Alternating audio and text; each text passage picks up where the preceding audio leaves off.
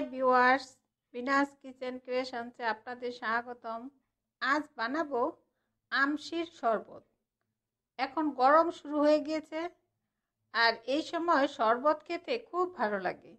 তাই ভাবলাম বাজারে এখন তো কাঁচা আম পাওয়া যাবে না, আর পাওয়া গেলেও অনেক দাম। তাই গত বছরের যে কাঁচা আম দিয়ে আমশি বানিয়েছি সেটা দিয়েই কাঁচা আমের শরবত বানাবো।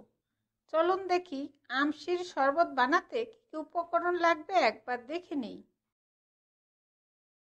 প্রথমেই লাগবে শুকনো আম বা আমশি।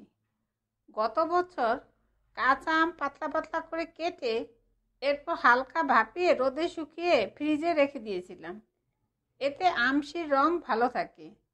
এরপর আমশিগুলো ভালোভাবে ধুয়ে পানি দিয়ে 3-4 ঘন্টার জন্য ভিজে রেখেছি। দেখুন আমশিগুলো ফুলে এক বাটি হয়ে গিয়েছে।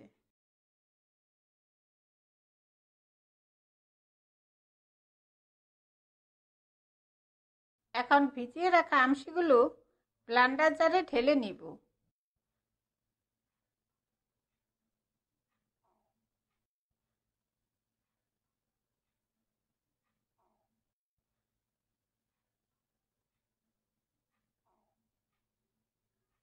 আর স্বাদ মতো একটা কাঁচামরিচ আর কিছু ধনিয়া পাতা দিয়ে ব্লেন্ডারে আমশিগুলো পেস্ট করে নেব।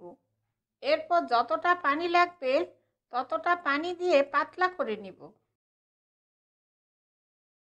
এখন শরবতটা আপনাদের বানিয়ে দেখাচ্ছি। প্রথমেই বেটে নেওয়া আমশিগুলো গ্লাসে ঢেলে নিব।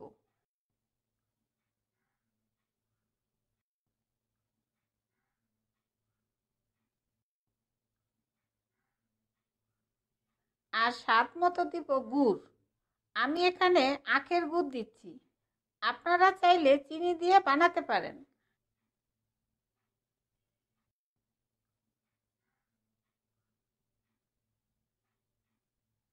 আর দিব স্বাদ মতো বিট লবণ।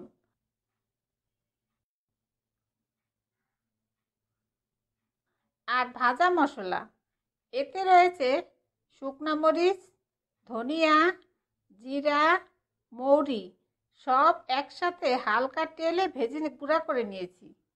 এরপর ভালোভাবে মিশিয়ে নিলেই দারুণ মজার আমশির শরবত তৈরি।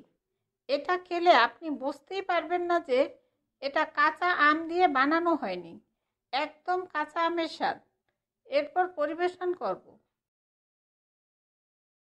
তৈরি হয়ে গেল দারুণ স্বাদের আমশির শরবত।